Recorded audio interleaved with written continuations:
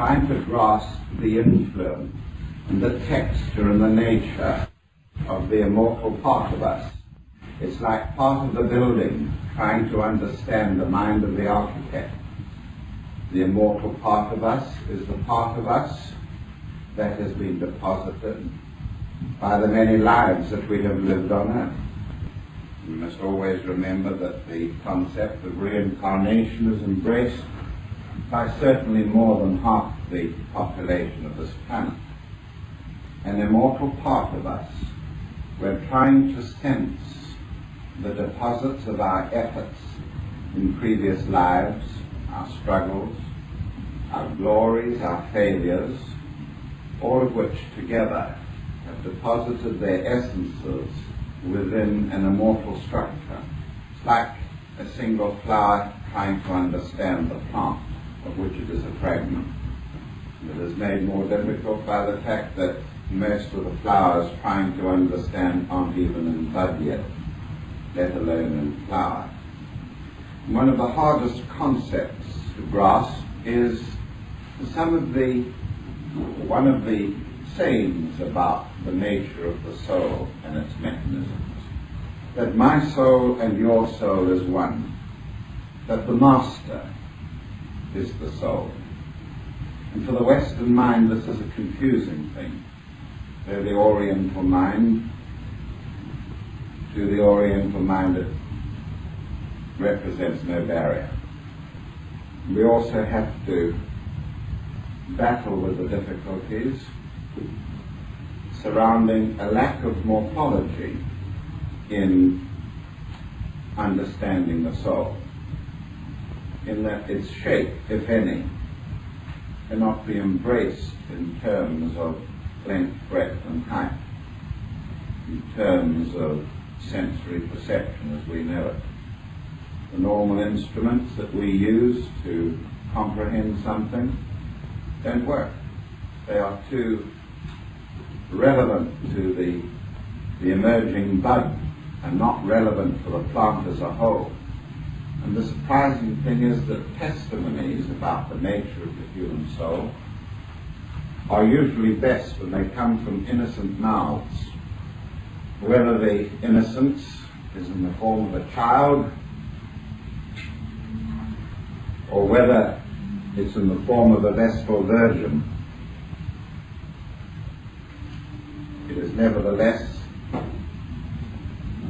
usually more valid than a person who sits down with an academic education and tries to give an estimate of the soul's dimensions.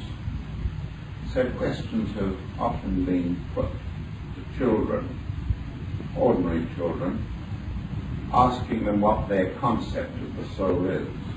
We all know, even if it's only from Wordsworth, that we bring into this life as children a strong, luminous energy. When we look at life as children, there is a scintillating freshness, a magical glamour about it. I was a little boy. I remember living for a short period in a city in Durban.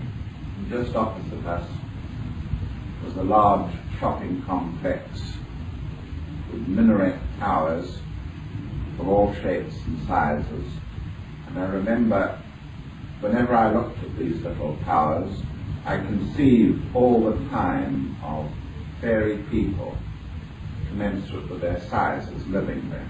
And I could weave into the images of these towers all sorts of stories. Faculty, which of course later was lost. We're born with us. It is only the competitiveness of education beats it out of us. The usual techniques for promoting so-called personality growth. Children have been asked what they believe the soul to be. The little girl, Debbie, said, "My soul is a seed that must sprout and grow and blossom." Another little boy said, "My soul is my conscience, and my conscience is God in me." Another little girl said, "My soul looks like joyness, Another one said, what does my soul look like? I think my soul is rounded out with love and care. Still another said, it looks like a pretty butterfly with all kinds of colors. It's pretty because it's good. And still another, my soul, spelled wrongly, my soul loves. It is surprising how close to the mark many of these observations are. And they throw us back to onto the usual methods of comprehending this unit of energy in us. It is a unit of energy. Although we know so very little about it, we do know that any contact with it, either through meditation or prayer, or through some high experience, brings a gush of energy from it. And we have a thrill. Maybe it's a thrill down the spine. Maybe it's a sensation of being able to now face life better. Whatever, we're energized by this unit of energy. It acts as a conscience, as a guide, and struggles all the time to communicate with us, the immortal part of us, the part that was there before this life started, that was there between lives, that was there during the last life and the last several hundred lives, that which was always there. And we expected of strange things. We know our last life, we expected to have the properties of that last life. Forget that last life was one of perhaps 500 or 600. The essence of the soul is to absorb the spiritual nature of the lives led, not discriminating one life more than another, to have the ability to blend all. And yet somehow or the other, that existential soul or energy unit which is peculiarly ours grows along with other souls and must wait for them, or must hurry them on, and must share with them and blend with them. And so we have a concept of the soul being part of a world soul, which all together makes it rather confusing. And that's one of the problems of the Westerner with regard to meditation. He will say to you, tell me what to do, and if I can grasp it intellectually, I will do it. Nothing will stop me from doing it. We can't give an intellectual discourse on the soul, try as we may. So what we are inclined to resort to is the use of analogy to describe it. Just as the children there were straight away struggling to use analogies and metaphors like butterflies. And there seems to be certain analogies and metaphors that stand out like the butterfly. But we can't depend just on one. The butterfly suggests transformation. It suggests metamorphosis. It suggests the changing of an egg into a caterpillar, and a caterpillar into a chrysalis, and a chrysalis into a butterfly. And it suggests this metamorphosis of the human soul. But it's not enough. And then the sunflower more than any flower, seems to be a very wonderful simile. Our soul opens like a sunflower, and we have this sneaking regard for the sunflower because of some of its properties. The height to which it grows. It grows to human heights or more. We feel for a flower that can grow to our own height, that can have its head at the same level as ours. This appeals to us. And then, of course, the shape of the sunflower, with its coronal effect, with its flame-like petals jutting out circular pattern all around it, depicting the auric emissions of the Logos, trying to copy the one that has sustained it all its existence, the sun itself, which is but the outer disk of the great consciousness that ensouls our solar system. So sunflowers in particular have this add properties to our concept of the soul. And even when the petals have fallen from the sunflower, even when it has dried out,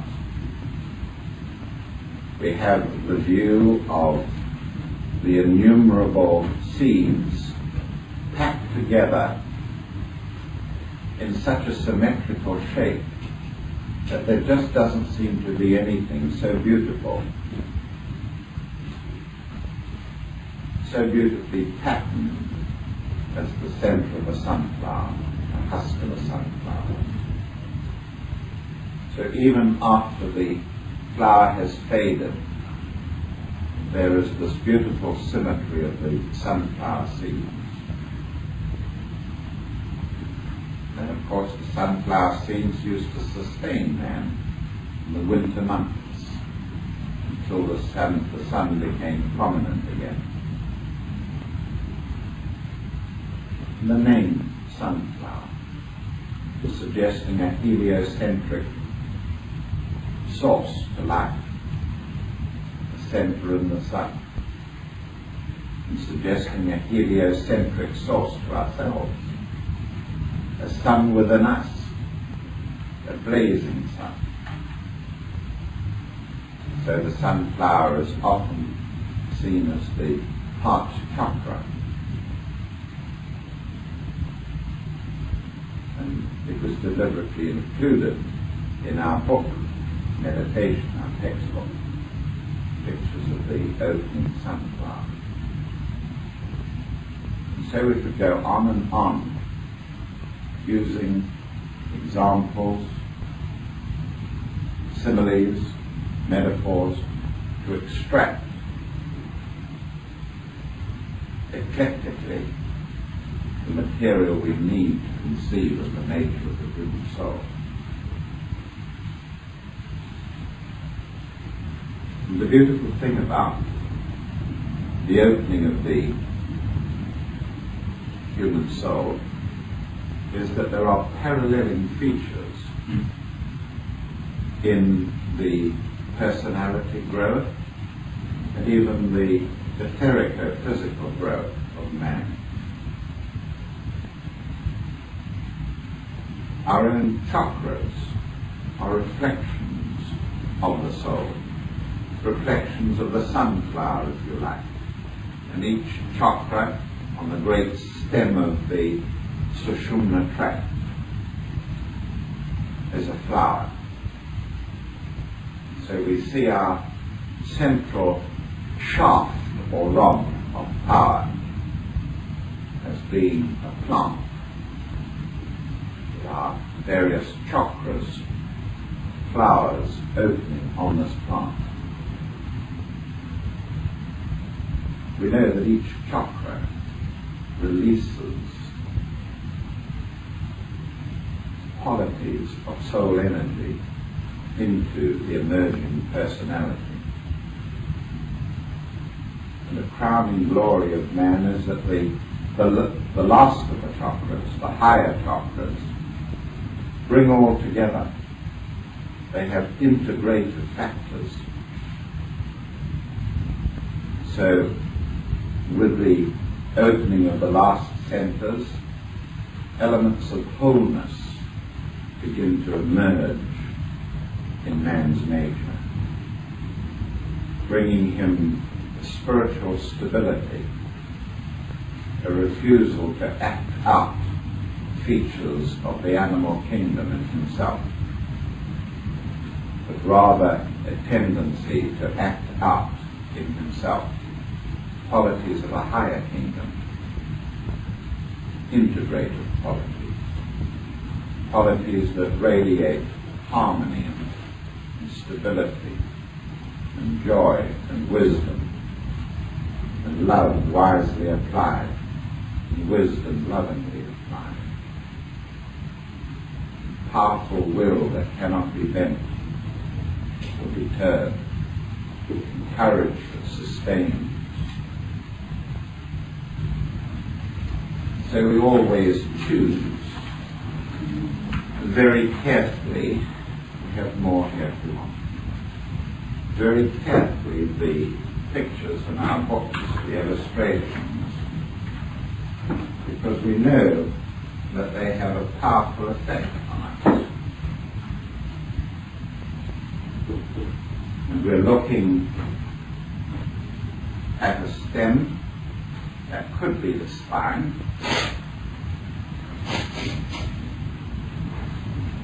It could be a flowering plant.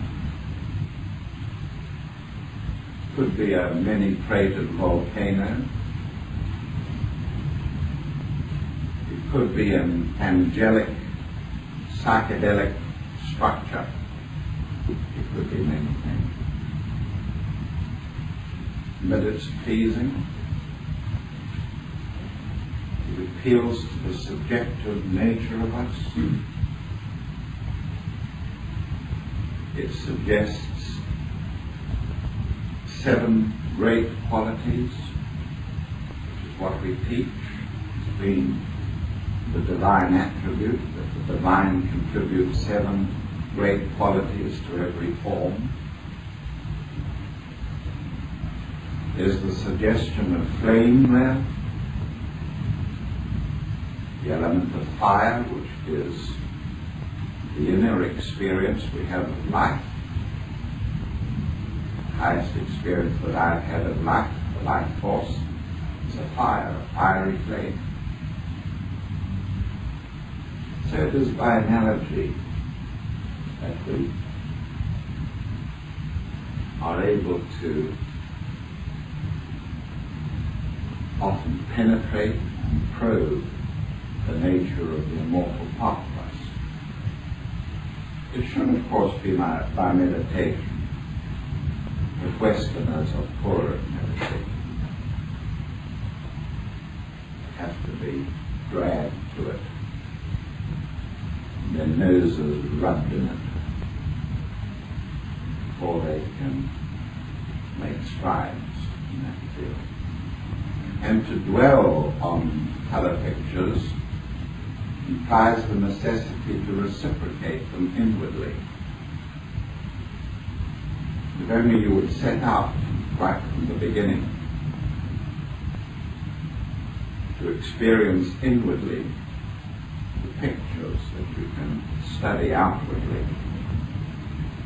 If you could interiorize the externa, if you want to put it into psychological language.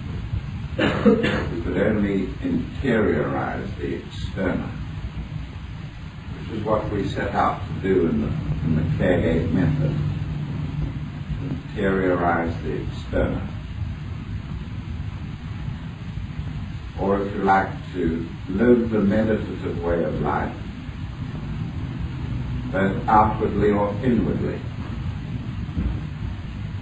Not that we must live in this world less, but that we must live in both worlds more.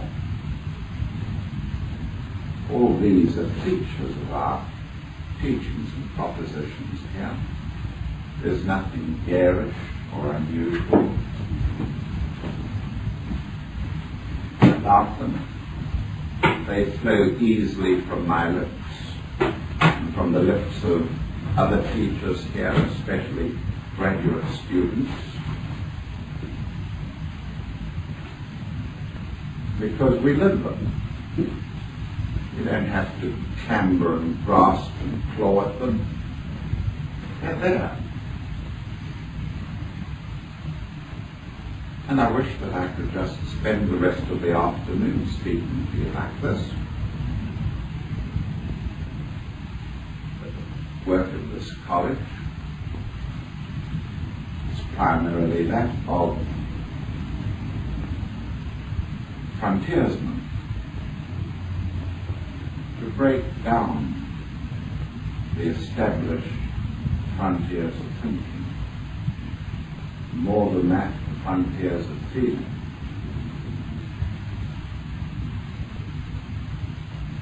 So whilst this drawing is very beautiful, I hadn't realized till now just how beautiful it is. We have to be analytical. We must probe and find and seek features from nature itself in order to comprehend the structure of the soul. My soul looks happy and nice, says this little girl.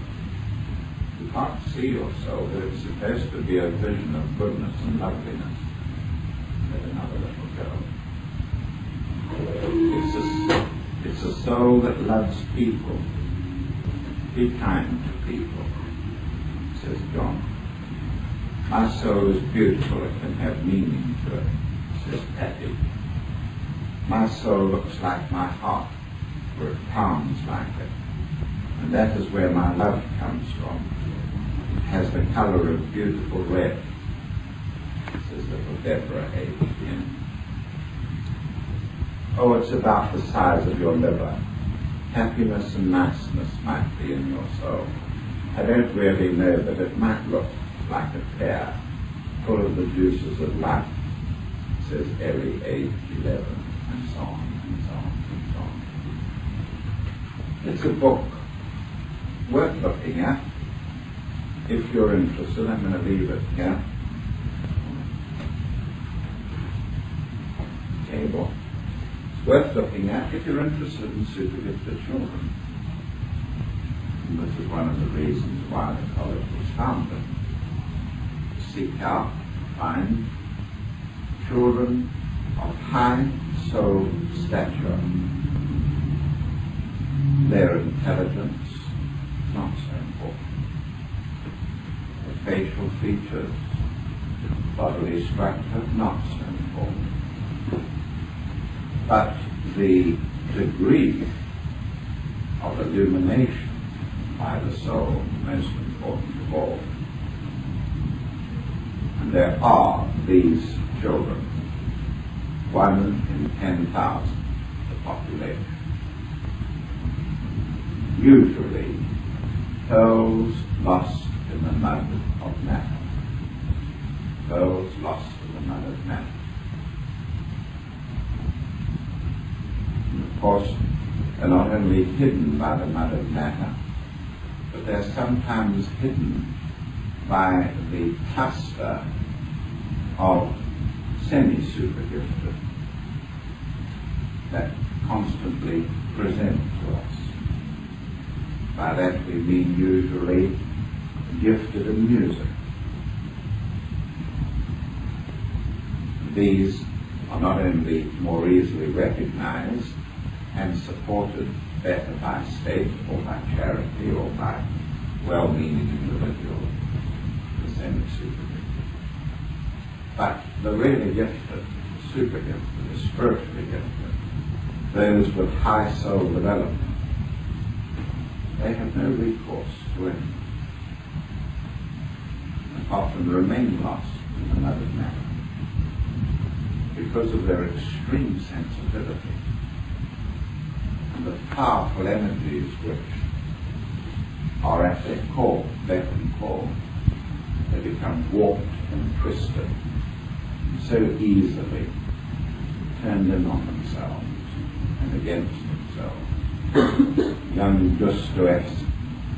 Now I have to hurt you, because I have to use analogies which could be useful to you, but very often are just beyond. Think that happiness, along with the millions of ordinary people, think happiness is the main goal of living.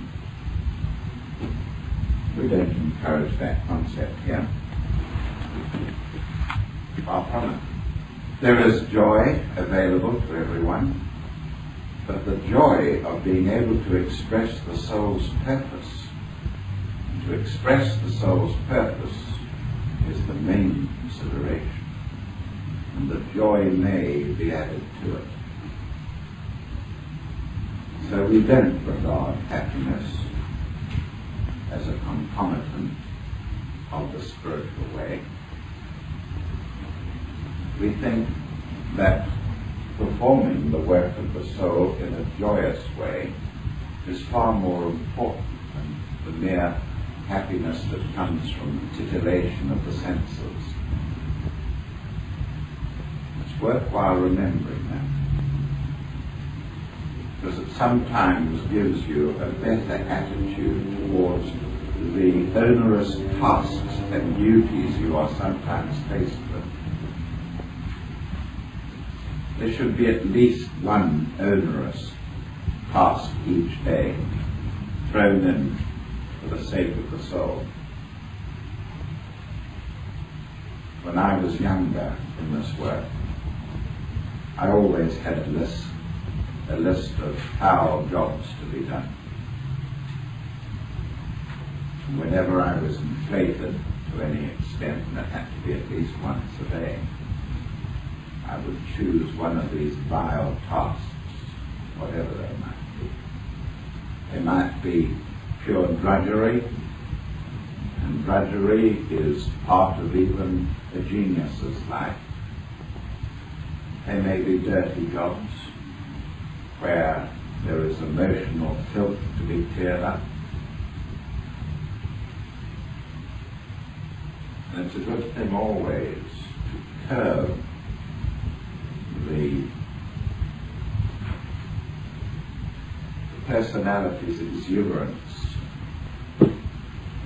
with the cold, hard, matter-of-fact, karmic-laden, saturnine factors of duty and responsibility. Today we're going to look at the soul and its mechanisms through comparing it to the biology of the flowering plant. I always say that any esoteric studies, and for that matter, metaphysical studies, can always be supplemented by a paralleling course of biology or physiology, although preferably that, as well as study of yoga. Things that you can always do aside from your college study. So we can begin to put ourselves into a picture suggestive of a flowering plant where leaves become modified petals, petals that are modified into, where leaves become modified into petals and produce what we call the flower. And we need, through the flowering plant, come to a grasp of what is meant by the soul.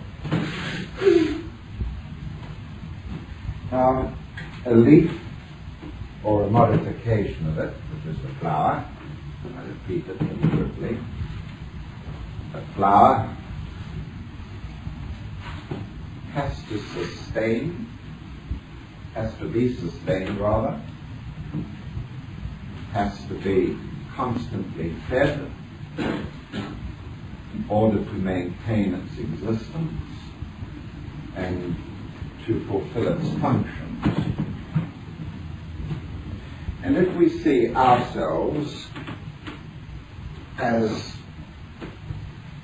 a bud about to flower, or with the prospects of flowering, and it would depend on where the plant we are.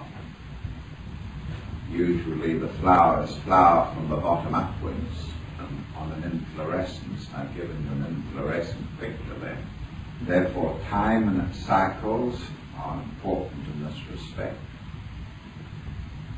if we were to look at your flower, my flower, and other flowers, where would be the soul of us? And where would there be that common factor that we all share, which is said to lie in the soul? For the world soul, if that was a more pleasing expression for you. Well, we need to understand something of the physiology of plants.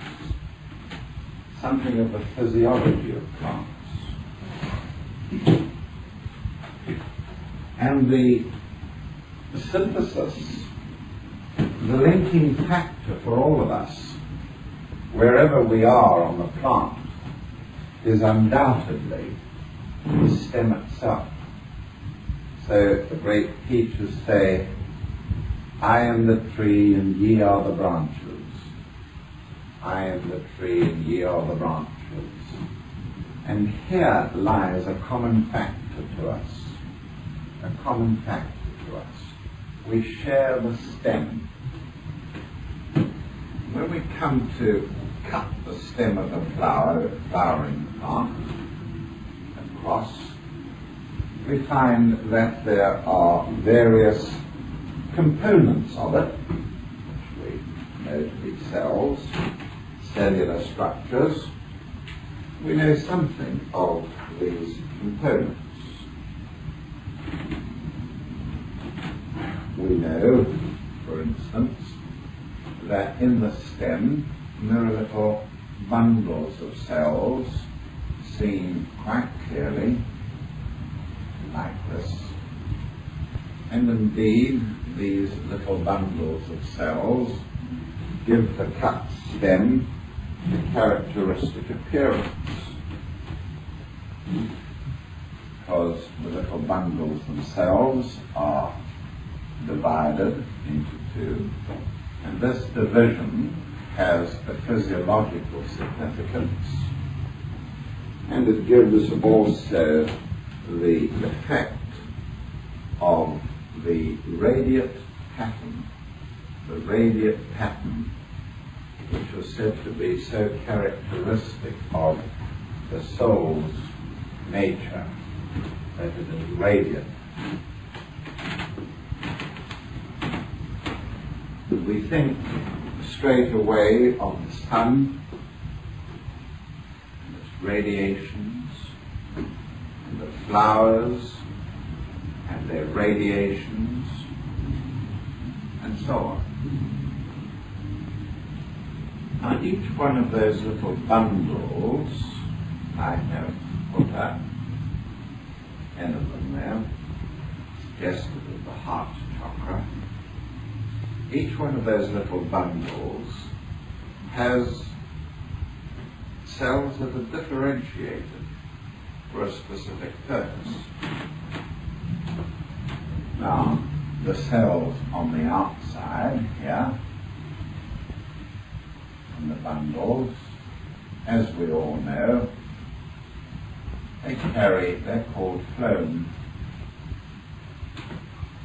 They carry sugar water to the leaves or to the body, the plant's parts, sugar water or sap. And so every structure, even the flowers, sustained by the sugar water pouring along the bundles that I've described into the distal structures of the plant. Similarly, in the bundle,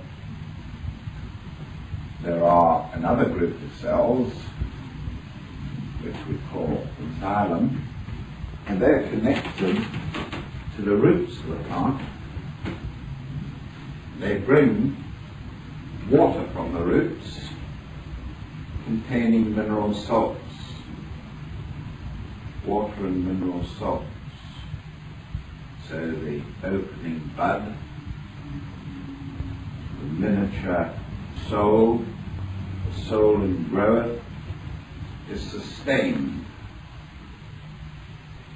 at its personality level, which is what we see in its inner structures, by two great flows of energy, or flows of sustaining energies.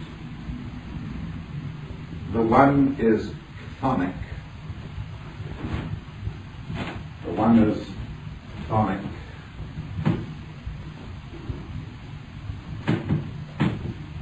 Meaning that it comes from the depths of the soil or from underground deep levels. And the other, the bladed structures, great sail-like structures or sheets of cells which are there to catch the sun. These green leaves occupy a huge surface, fix the energy of light, and convert materials into sugar.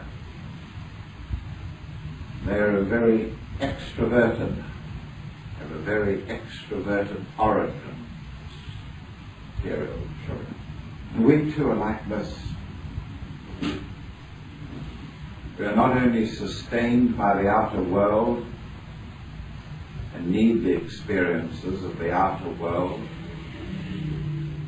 but we need deep resources as well. Deep resources that come from chthonic levels, from the personal unconscious, from our collective unconscious that we share with everybody, and even that unconscious which we regard as being planetary. So we ourselves are sustained by contrasting energies. The man who is completely extrovert, believing only what he sees or hears or touches or tastes, who has no dream life, who never meditates, who never has an opportunity to brood or ponder, perhaps because he has 8 children or a very occupying job that demands constant decision making. Such an individual is shut off from the complementing source of energy and becomes overgrown from the extrovert point of view. Or alternatively, gets very little outer experience, can't externalize himself, cannot exteriorize his dearest hopes and wishes, is constantly brooding and pondering, nail-biting himself into inexpressible situations. All this very introverted type, an individual who lacks access to the modifying principles of the outer world. We learn that the middle path is the better one. We should tread the middle path, never hesitating to give the inner ear its opportunity to hear, to seek counsel inwardly, provide time for the soul to grow in us, in fact, to allow the subjective life to give its balancing forces to our personality nature. We are the blending of both. As Jung says, there's not a thought, a word, or a deed that is not impinged upon by the influences of our unconscious nature. And so, in the stem of the plant, there lies immense structures in the shape of cells which sustain the bundles,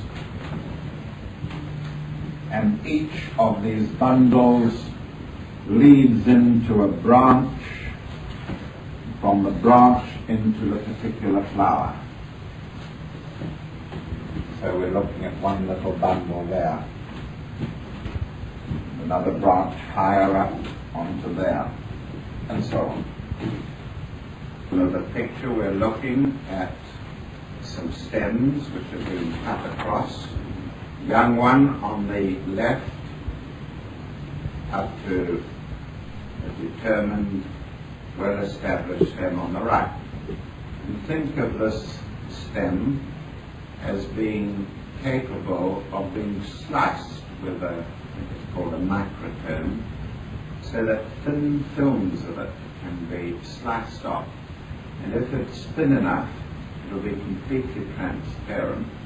We could think then of the stem as being millions of these transparent slicings.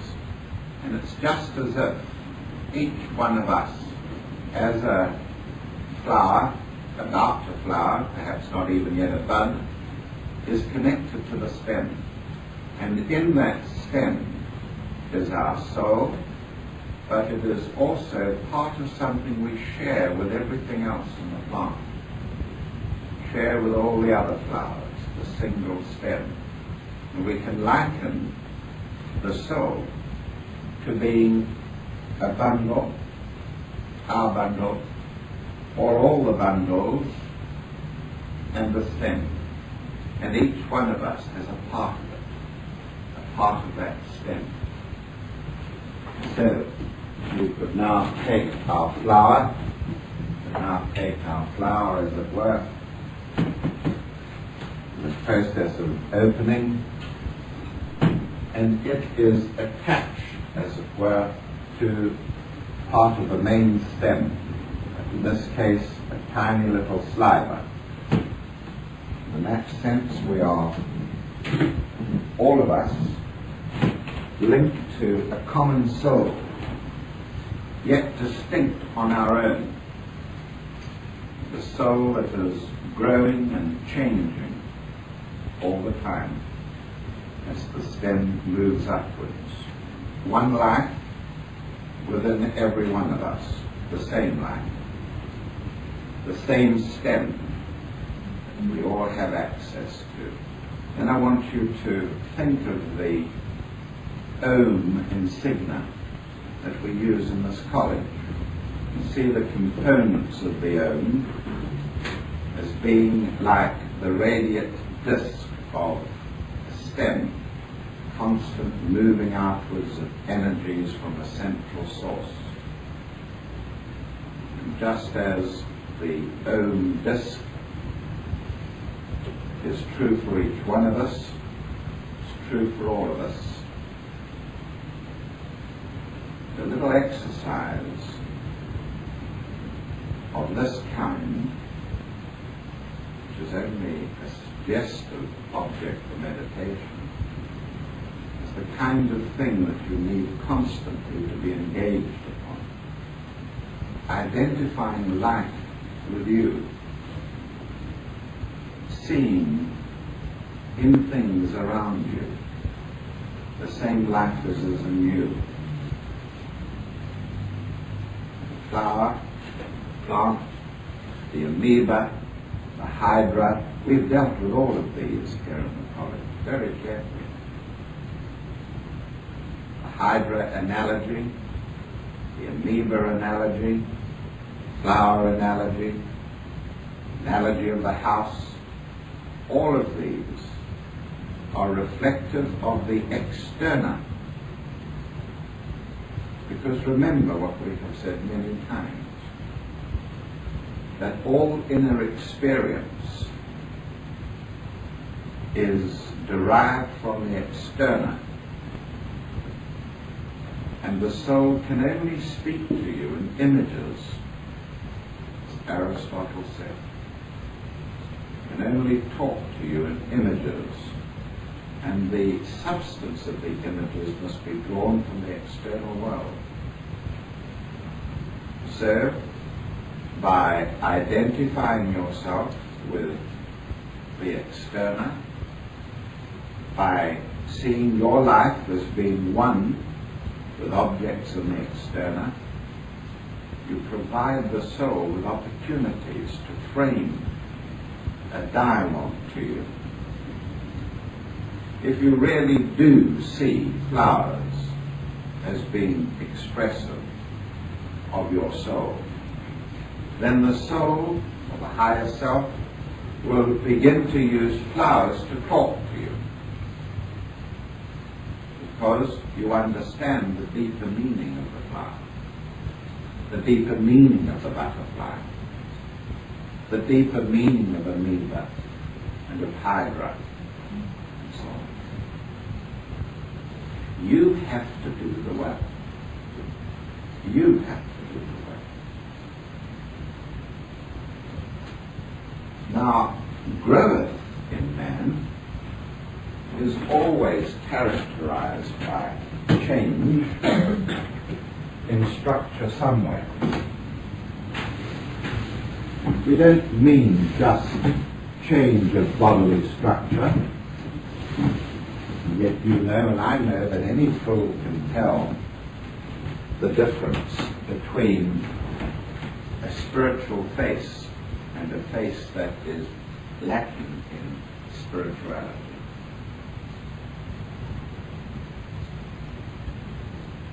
There is some quality in a face that tells you there is intelligence there, that learning has marked the face in some strange way, or that innocence has left its mark there, and so on. These qualities express themselves in the human face, because the human face is immortal. The human face's origin is immortal. It comes from outside the planetary system. Study very carefully in our textbooks, esoteric anatomy, you find there clearly stated, with examples given, how the structure of the human body has been mainly derived from the animal kingdom, but that the clavicles and the vault of the skull and the face formed in membranous cartilage derives from the universe. So the face of man, unlike the animal, has divine qualities about it and continues to express the soul of man. The face is like a flower, like a sunflower. It is changing, continues to change. Even in old age there can be beauty. We know that the face, like the disk of the sunflower, is ruled by the same sign of the zodiac, Leo. Sun, Leo, and the fifth house rules the face of a watch, the face of a man, faces in general. That round orb fringed sometimes with hair, like the round orb of the sun fringed by flame, or the round orb on the sheet that I've just given you. The sun itself has a profound influence on the rings of trees. The rings of trees. Every 11 years, the phloem that I've just been talking about is affected by sunspots, a crop of sunspots that occurs every 11 years. These parallels and analogies are just for you to make you think deeper about life all around you. Now, as man begins to evolve, many changes occur to him. He is in the process of becoming a deva. Man is in the process of becoming a deva, and a master is a being that was man, but is now deva. kind of deva that he is solar, sun deva, so it comes out again. Sunflower, the flower itself, represents a deva expression. We're in the process of becoming solar angels, or devas. The features, unseen, indicating that man is beginning to flower, is the emergence of a center between man's wings. The back of man has two shoulder blades, which are shaped something like that. Two shoulder blades, which they're called of course the scapula. Scapula. Scapulae. And in man's evolution, there begins to emerge with spiritual growth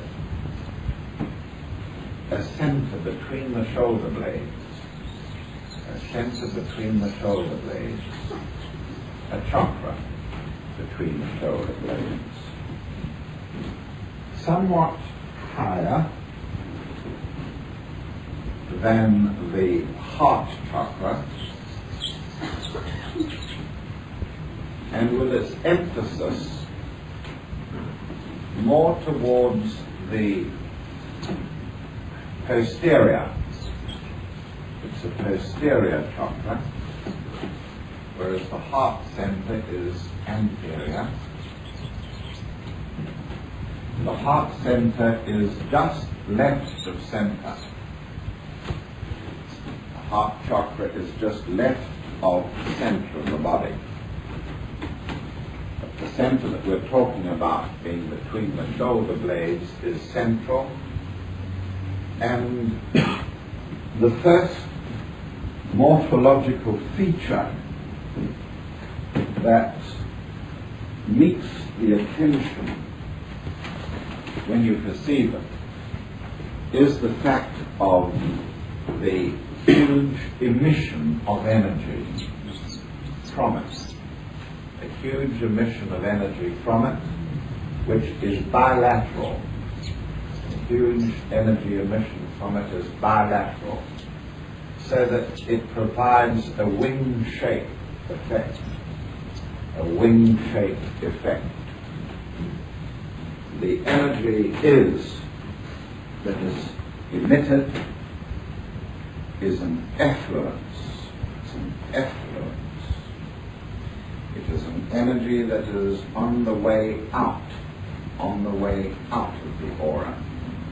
It's an effluence. Because it's an effluence, it contains degrees of impurity. This is the basis of the more advanced concept of this region's morphology as being the wings of the angel, the wings of the angel.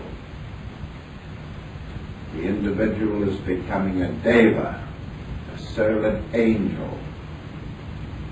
He begins to channel outwards the effluence of enormous energies now being taken in to the whole gamut of chakras above the diaphragm. The whole range of chakras above the diaphragm are being now flooded with energies not available to them previously. And there must be an effluence output.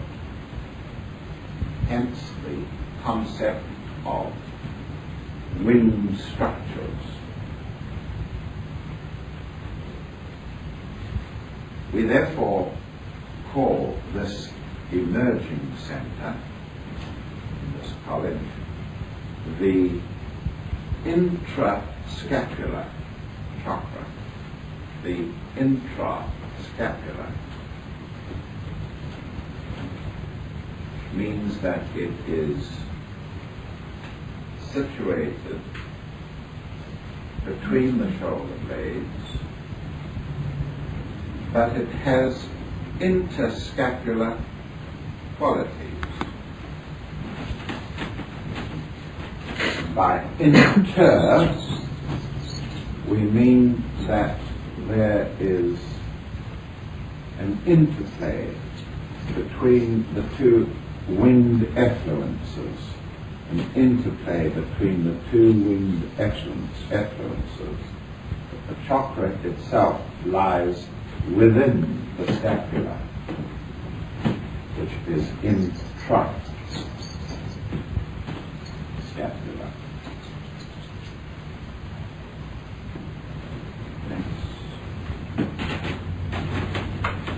Now, this chakra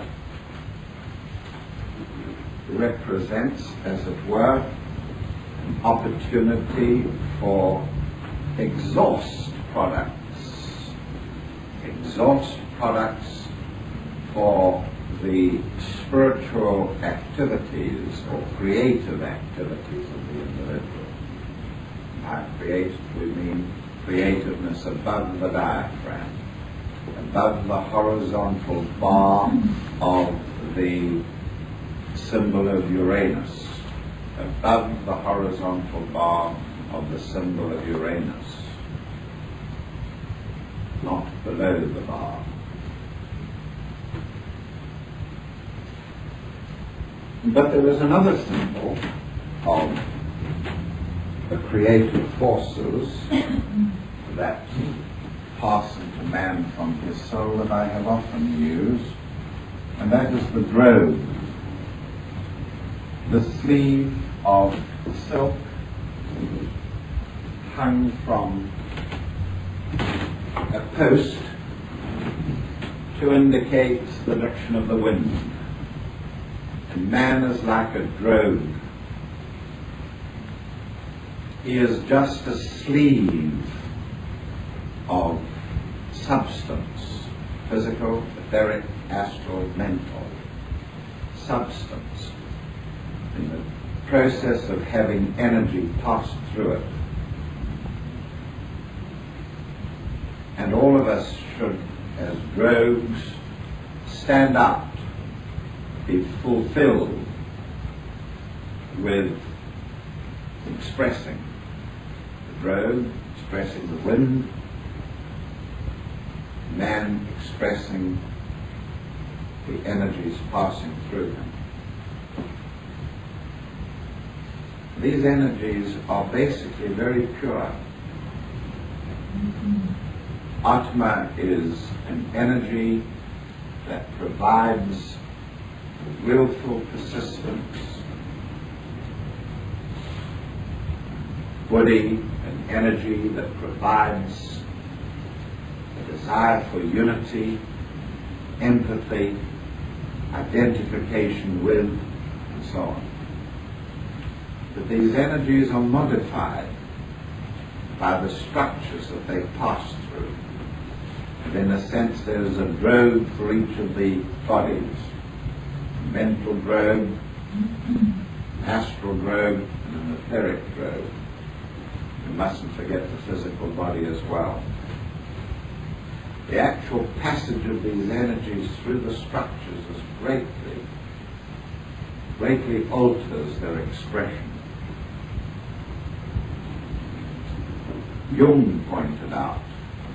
Freud pointed out that the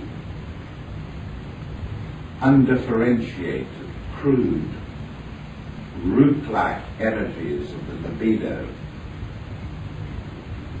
would not express themselves in the way they do, but for the fact that, for the most part, they pass through the sexual organs and equipment of man. So the crude energy becomes sexually expressed. From that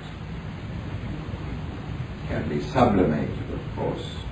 If it is not expressed in that way, it can be taken and sublimated into expression in higher regions. but the structures that are our vehicles modify the flow of energy, changes their expression. That is why we have to work constantly on the elevation of expression, or the elevation of quality in our substance. This is why the sign Virgo and the quality of purification is constantly stressed. That these energies that flow through the drone will take up patterns of expression commensurate with what they flow through. And our attitudes affect greatly the structure of our vehicles and how they express those energies. Which all leads us back once more to this structure of the infrascapular chakra.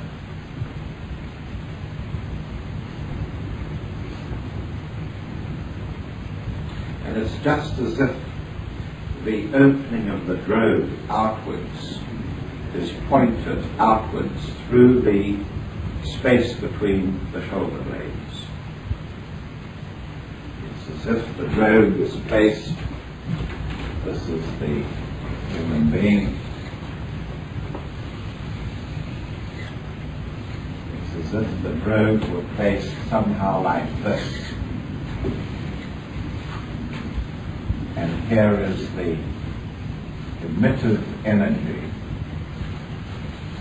Let's assume the individual is in projection, in astral projection as it were. The propelling direction of the individual is like that. And here is the effluence. We're talking about the higher effluence.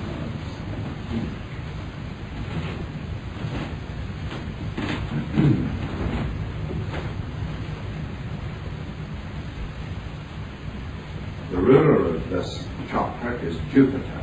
The ruler of this chakra is Jupiter, which suggests an airy sign again, makes the use of the drone, and suggests the emission of energy in this way, or effluence in this way.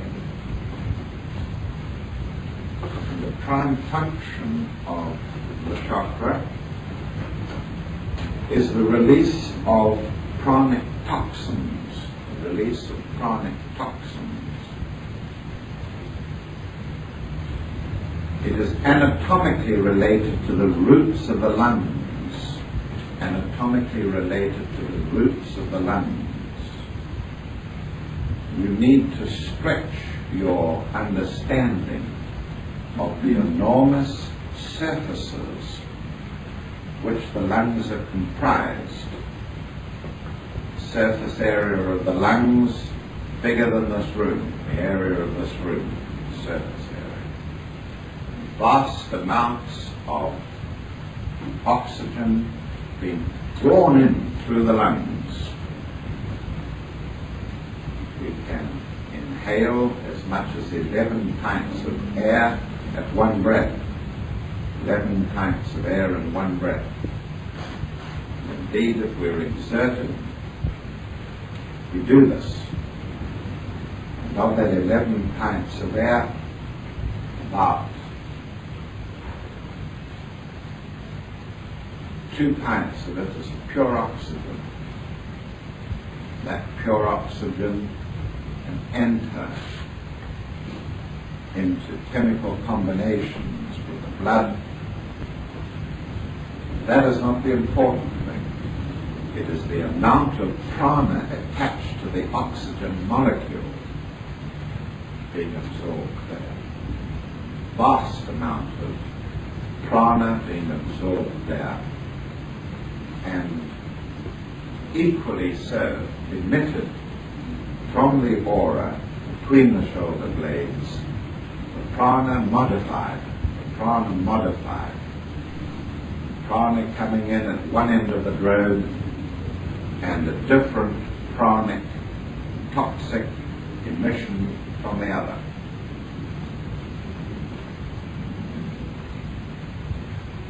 So in your horoscope, the relationship between Jupiter and the Sun, the relationship between Jupiter and the Sun indicates the spiritually regenerative possibilities.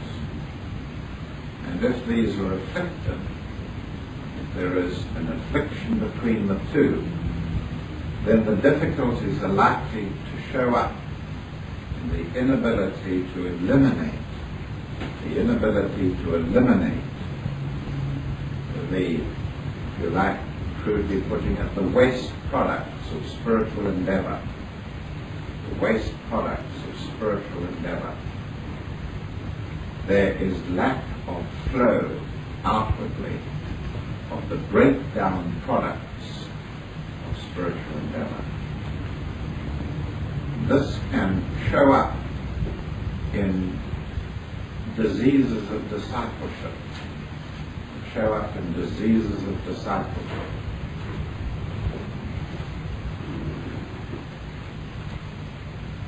Not just as one would think as respiratory disorders, but that kind of bursting feeling that people have as they are absorbing spiritual material, either from dreaming or from discussions or from studies, and that feeling of tension here, as if you're full, absolutely full, and can't relieve yourselves.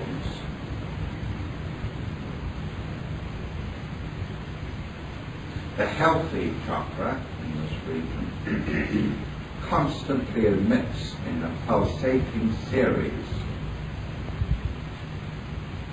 the pranic toxins. It's as if the pan of the toilet has been urinated in and needs to have the chain pulled. We don't have many chains today. Nevertheless, the Jupiterian factor of pulling the chain is very indicative here that it's not the grossest toxins or eliminative waste, it is the subtler urinary kind of waste that needs to be eliminated. Remembering that the urinous contaminations are mainly related to metabolism. Metabolism is related to what we call internal respiration. And internal respiration is the burning of oxygen and the prana, the burning of oxygen in the process of consuming glucose. Center between the shoulder blades.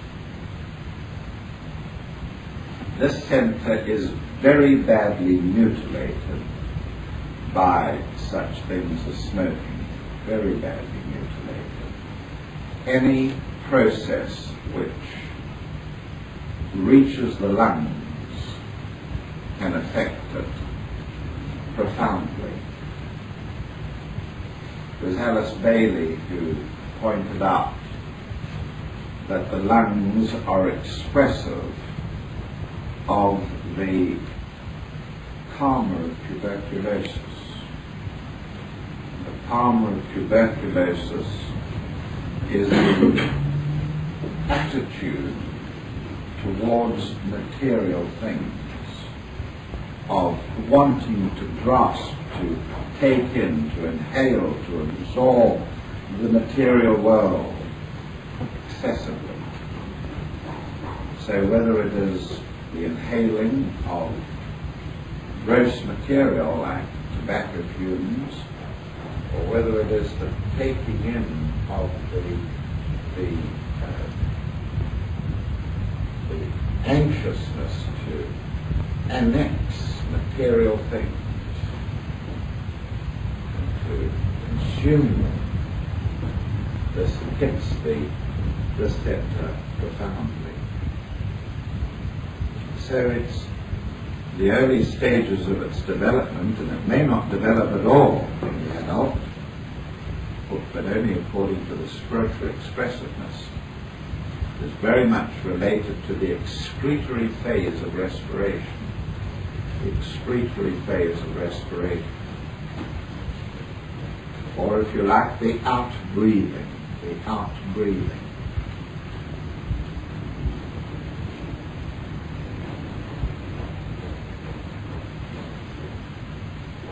We're always inclined to want to seek that which comes into us.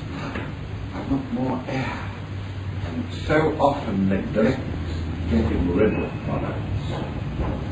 So often neglect the effluence. You must clear out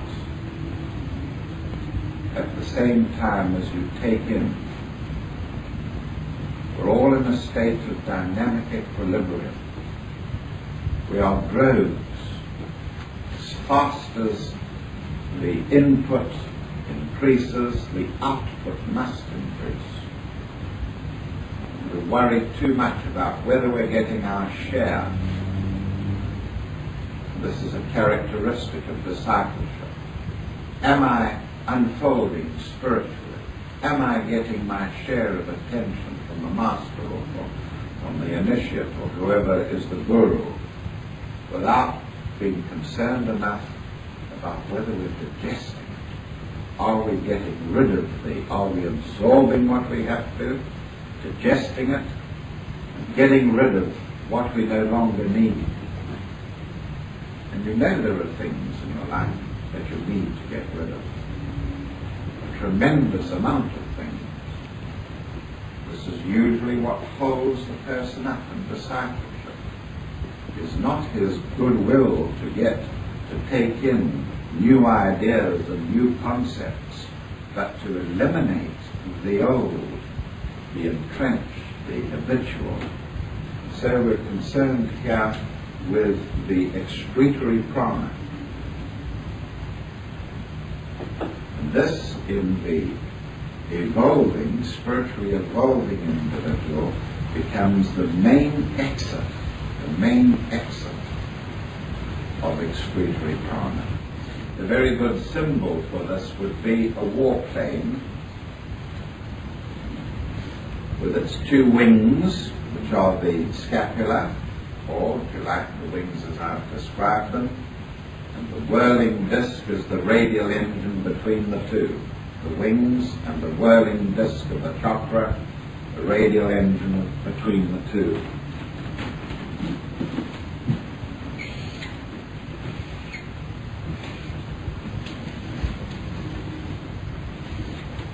There's the plane, the warplane, there is a radial engine, there between the two. And the power of the plane is the ability to inject the bullets between the shoulder blades, or rather between the blades of the propeller, firing through the propeller. We're so often inclined to say our strength lies in what we can take in. It doesn't. When the deva qualities of man are being unfolded, it's what we can express outwardly. To eliminate it. You can stop a motor car by putting your hand over the exhaust pipe. Did you hear that? You can stop and bust an engine by putting your hand over the exhaust. And if there is difficulty of elimination here, then there can be difficulty of function in the whole of the spiritually creative system. This center develops very late in man's evolution. Develops very late in his evolution. In childhood, and in youth, and even in early manhood, there's much less need to excrete prana, breakdown products, from a specific channel.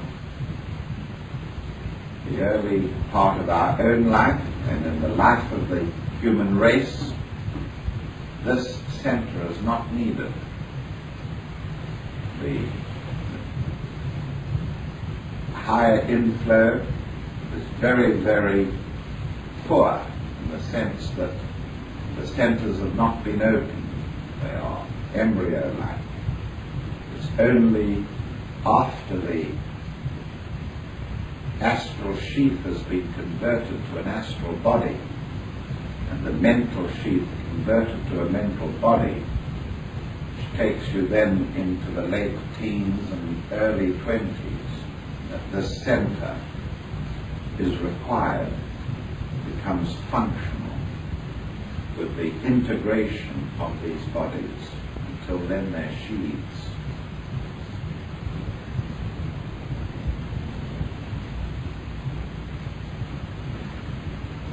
Now the worst features of this chakra become clear when a person is in a negative state, when he is in a completely receptive state, in the sense that he is not outgoing, but entirely indrawn.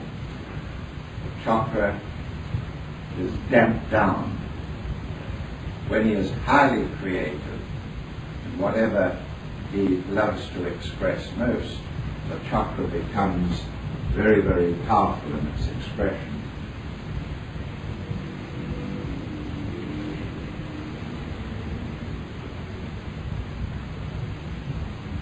One of the signs of the need for this chakra to be opened is when you get a very spiritually orientated person still sweating through his hands, sweating through the hands, wet feet.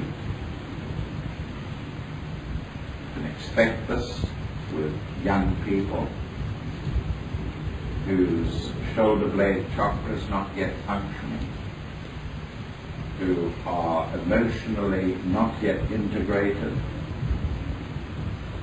who can't express themselves emotionally, get a lot of sweating through the hands. But in an adult, spiritually orientated, there should be none. That's an indication of the body being unable to pour out, which is Jupiter influence again, pour out the life force, the sun. Jupiter related to the sun. Aquarius, Jupiter, the water bearer, pouring out the life fluids, if you will. Therefore, Sun squared to Jupiter, the inability to pour out. The effect of a non-functioning region, this chakra, this region, is nameless fears and other negative emotions. When I asked the Manakaya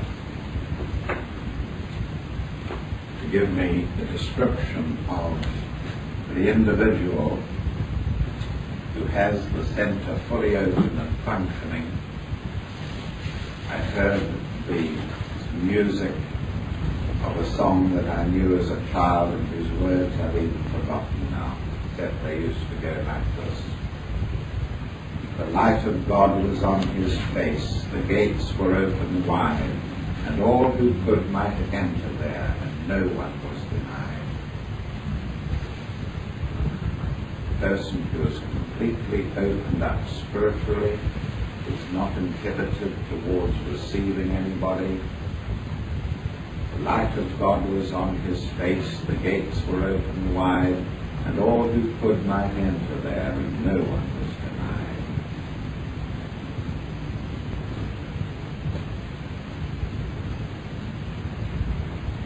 Or as Alice Bailey puts it in the introduction to the Yoga Sutras of Patanjali, he walks free, with shining face, and the light of his countenance is shed abroad upon all whom he meets. No longer do his desires swing his flesh into activity, and no longer does his astral body subjugate him and overcome him.